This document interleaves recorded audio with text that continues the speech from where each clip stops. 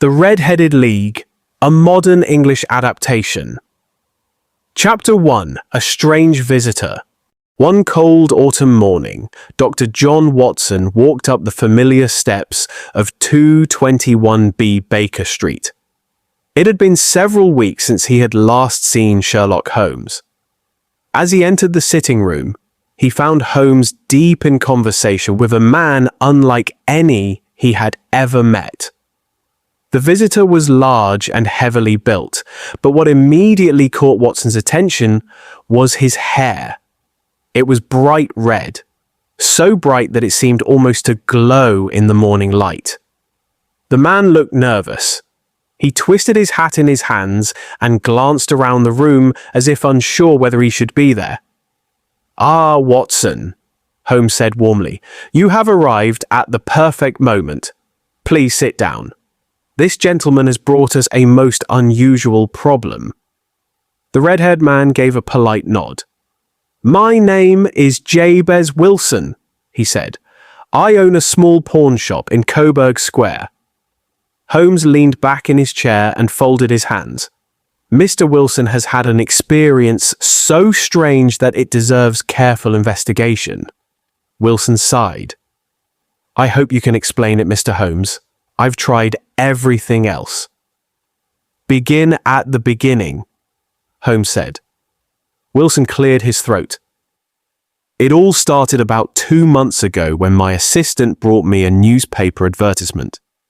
"An advertisement?" Watson asked. "Yes, a very unusual one." Wilson reached into his coat pocket and unfolded a worn piece of paper.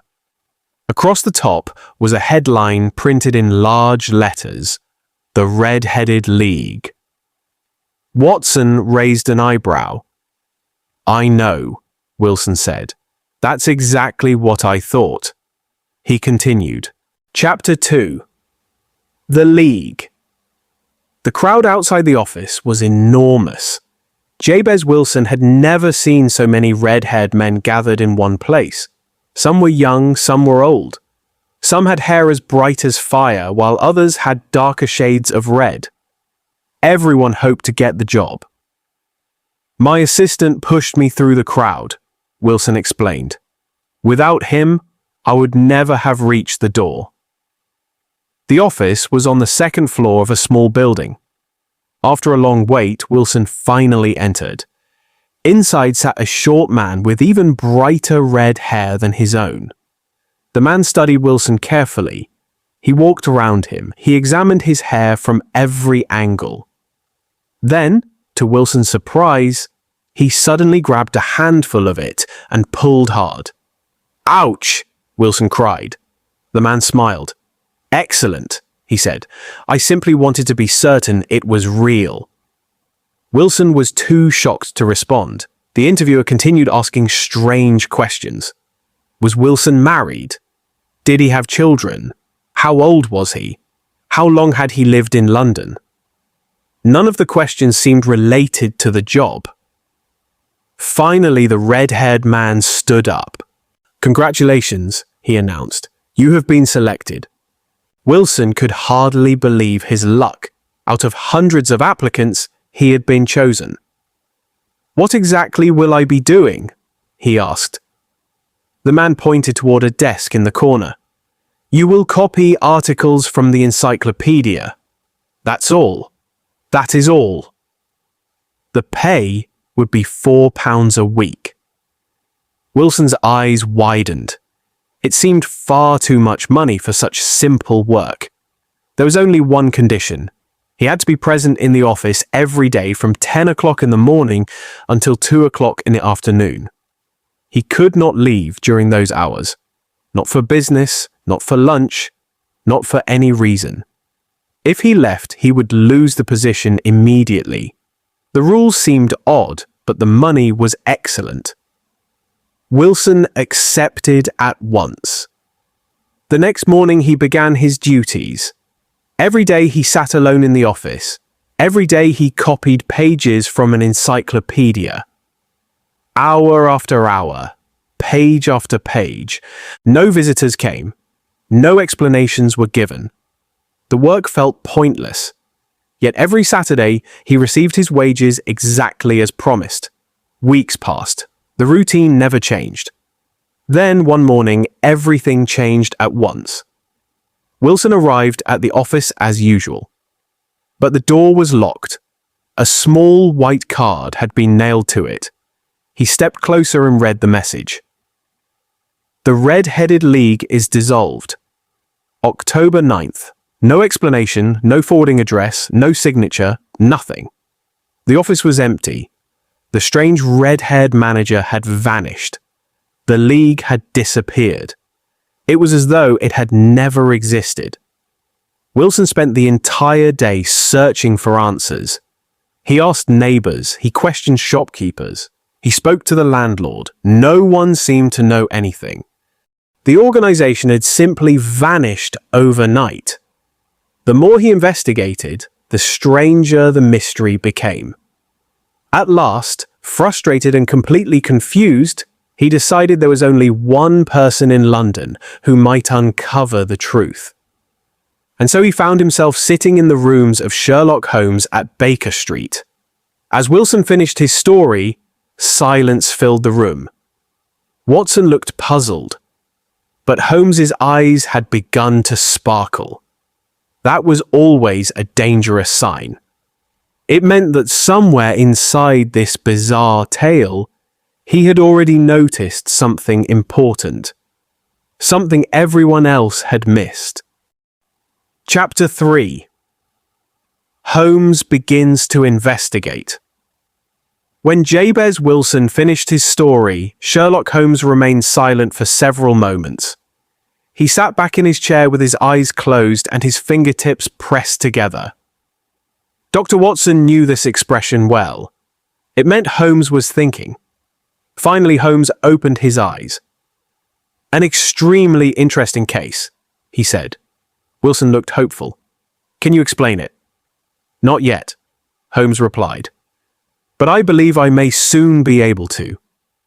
Wilson frowned. You don't think the League was genuine? Holmes smiled slightly. My dear Mr. Wilson, that is exactly what I intend to discover. Holmes began asking questions. What can you tell me about your assistant? My assistant? Wilson asked. Yes.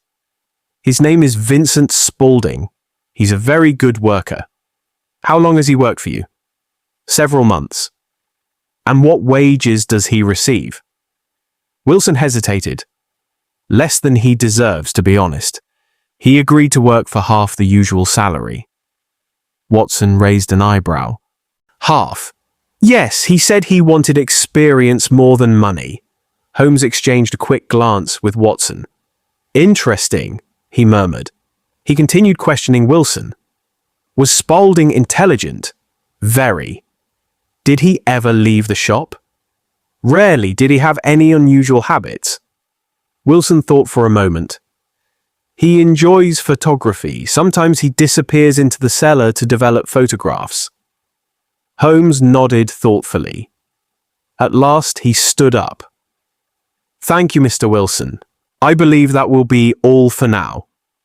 Wilson looked disappointed. That's it? For the moment? But what should I do? Nothing. Nothing? Absolutely nothing. Holmes smiled. If all goes well, I expect we shall have an answer very soon. Wilson reluctantly left Baker Street. The moment the door closed behind him, Watson turned to Holmes. Do you understand any of this? Almost all of it. Watson stared at him. Almost all? Holmes laughed. My dear Watson, the facts are quite clear. What remains is proof. Then tell me. Not yet.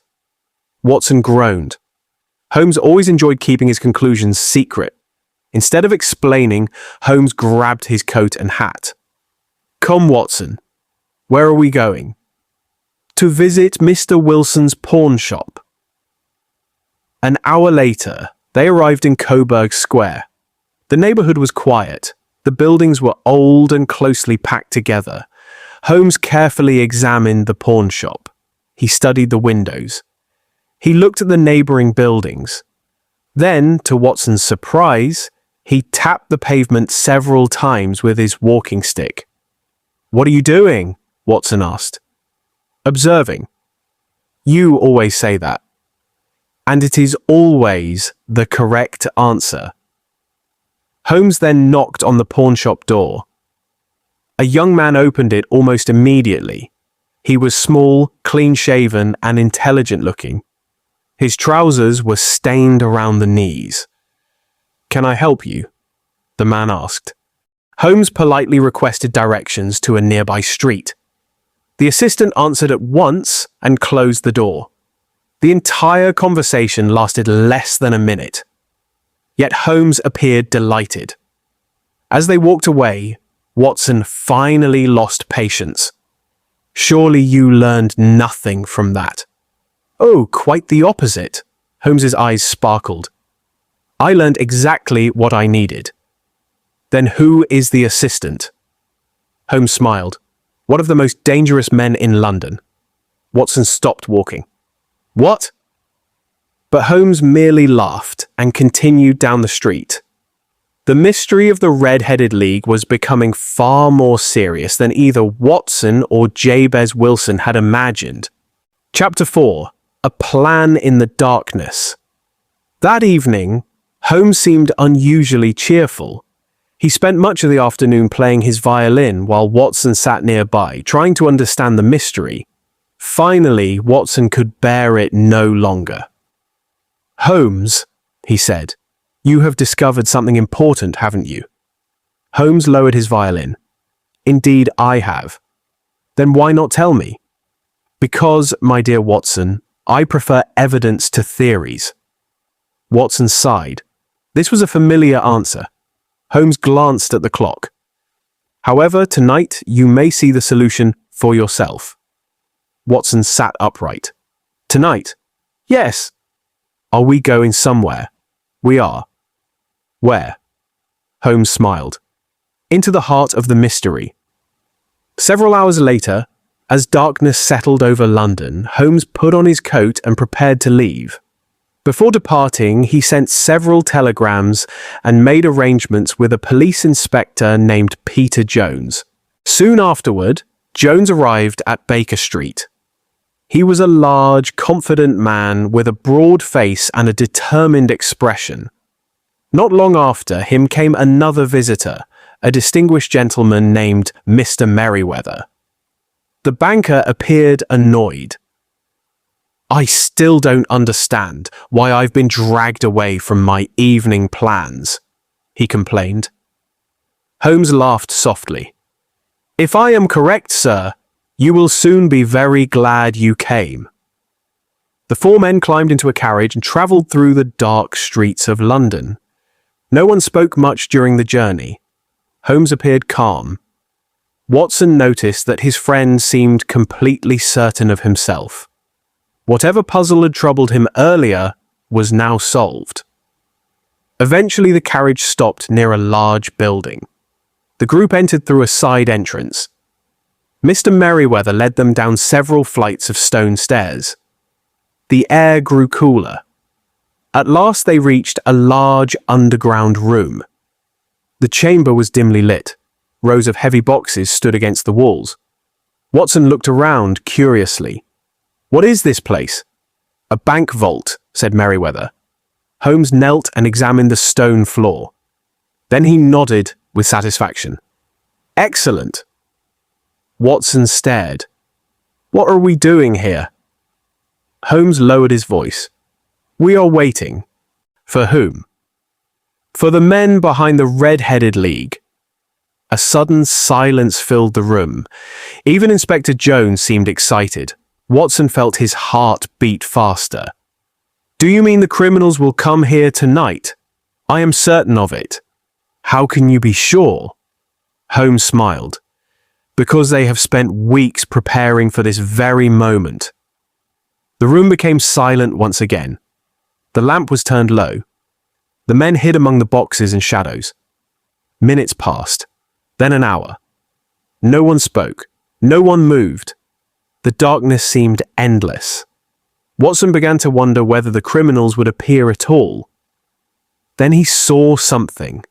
A tiny movement on the floor.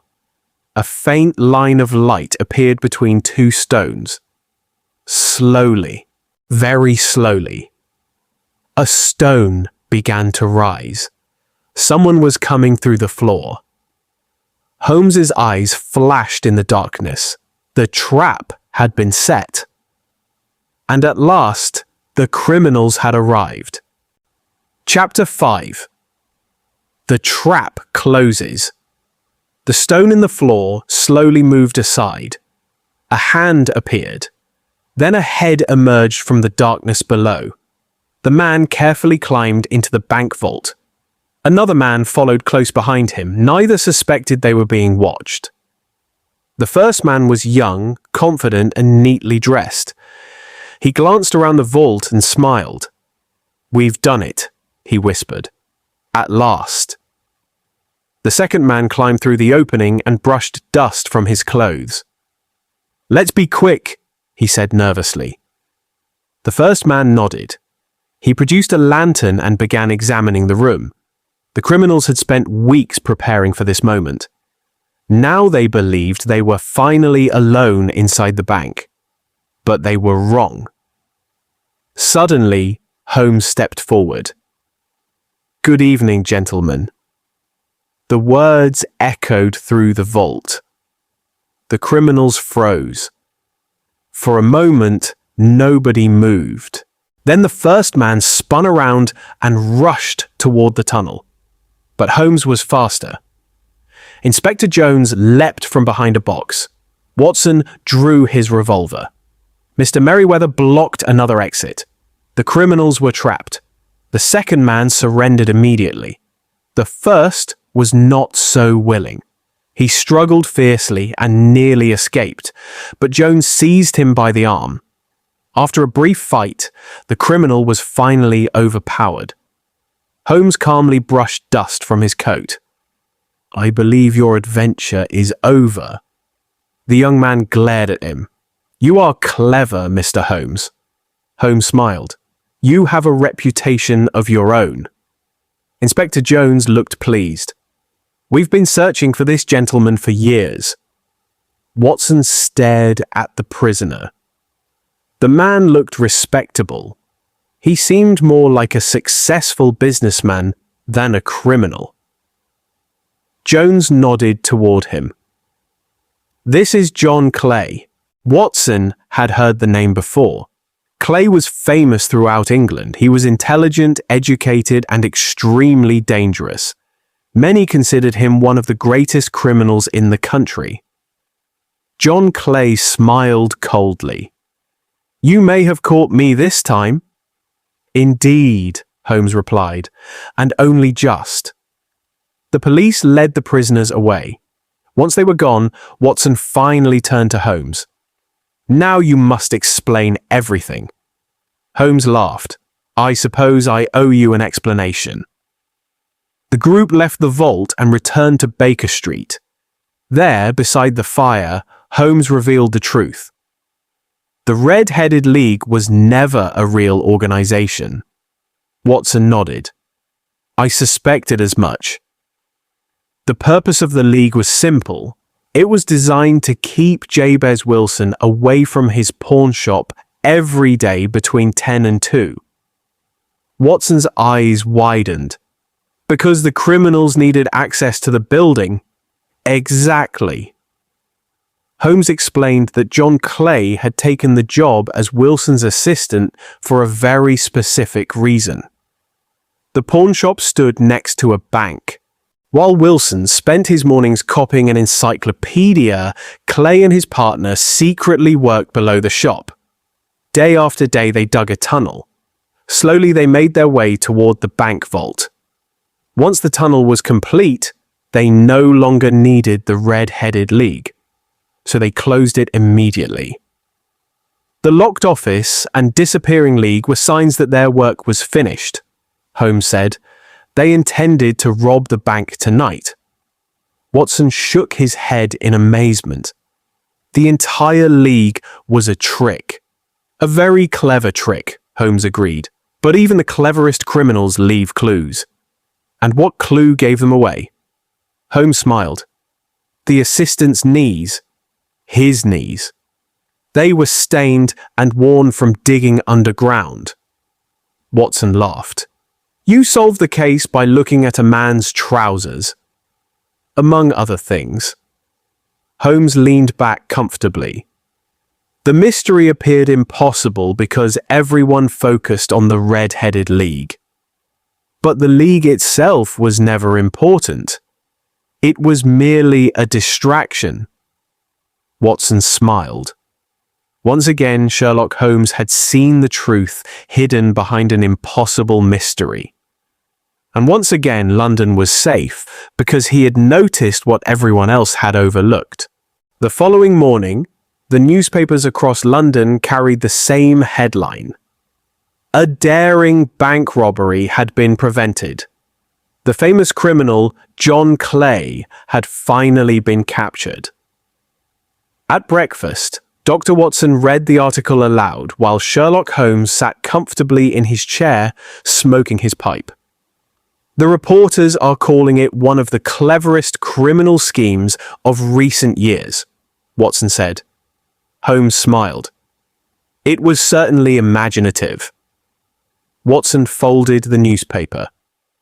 I still find it remarkable that such an elaborate plan began with a simple newspaper advertisement. That is often the way, Holmes replied. The most important clues are usually hidden inside the most ordinary events.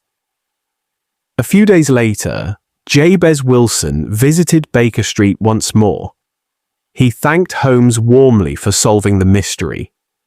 Although the Red-Headed League had vanished forever, he was relieved to know the truth. The strange advertisement, the mysterious office, and the sudden disappearance of the League were no longer mysteries. Everything finally made sense. After Wilson left, Watson turned to Holmes. Do you think John Clay will ever return to crime? Holmes gazed thoughtfully into the fire. Men like Clay rarely change their nature. But for now, London may enjoy a little peace. Outside, the city continued its endless activity. Carriages rolled through the streets, shopkeepers opened their doors. And somewhere, another mystery was already waiting. For Sherlock Holmes, one adventure had ended. The next was about to begin.